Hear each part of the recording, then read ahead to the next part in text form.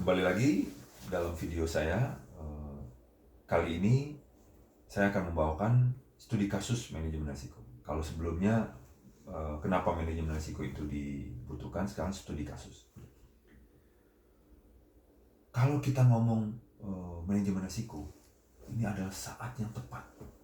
Bayangin, dari bulan Maret, April, Mei, Juni, Juli, Agustus, kita berada dalam pandemi COVID-19.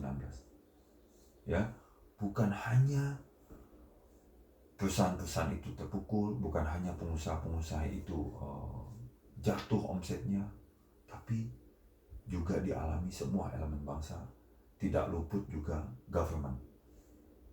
Gimana tandanya government itu mengalami krisis? Penghasilan dari sisi pajaknya itu mengalami defisit. Nah, sementara kegiatan untuk makan dan minum masyarakat itu nggak bisa ditunda. Karena kalau tidak, masyarakat itu banyak yang kelaparan, bahkan bisa berujung pada kematian. Belum lagi dengan dana-dana penyelamatan COVID-19, ya. Nah, artinya ini adalah sangat tepat kita menerapkan manajemen risiko. Ya, di video sebelumnya saya sudah mencontohkan satu UKM, yaitu penjual bakso. Nah, sekarang saya mau mengajak kepada dunia bisnis yang lebih dari UKM, yaitu misalnya ada dunia logistik. Ya, kita tahu dunia logistik yang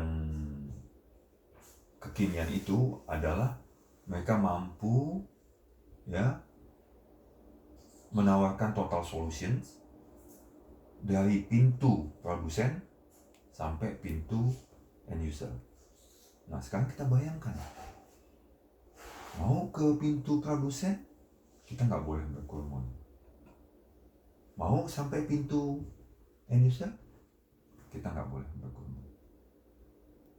Nah, di sini kita mesti membuat suatu manajemen, barangnya tetap mesti sampai kepada end user, tapi dengan semaksimal mungkin tidak ada yang terjangkit. Karena bagaimanapun juga nyawa masih lebih penting dari usaha, walaupun usaha itu juga sangat penting karena untuk melangsungkan kehidupan. Nah, dengan demikian ini adalah tantangan bagi para pengusaha. Bagaimana dunia logistik itu bisa mesti jalan. Ya, mereka mesti duduk sama-sama, duduk dengan produsen, duduk dengan end user, bahkan duduk dengan stakeholder. Tetapkan bagaimana tatanan yang pas untuk COVID-19. Dan di sini kita mesti menghilangkan ego kita. Apa ego kita? Yaitu kita tidak, maksud saya, jangan lagi berharap keuntungan yang besar. Tapi yang mesti menjadi target kita adalah perusahaan mesti berjalan dalam rangka kita masih bisa menggaji, dalam rangka kita masih bisa menutupi overhead perusahaan kita.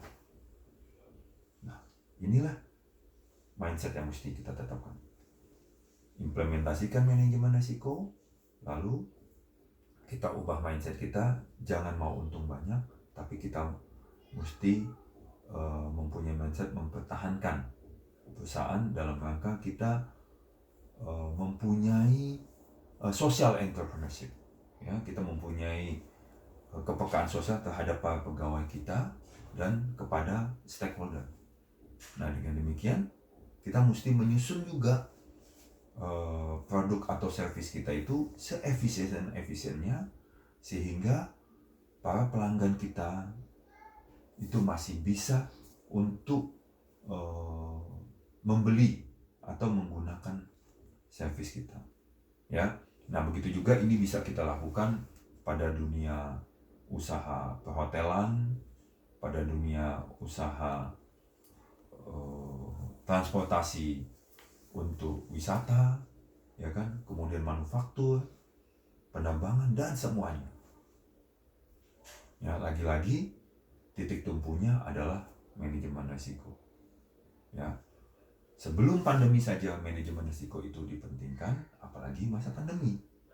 Ya, dan saya percaya, I believe, if nobody couldn't apply the risk management, they will left behind, because the COVID-19 is a new challenge for all entrepreneurs in order to be sustainable.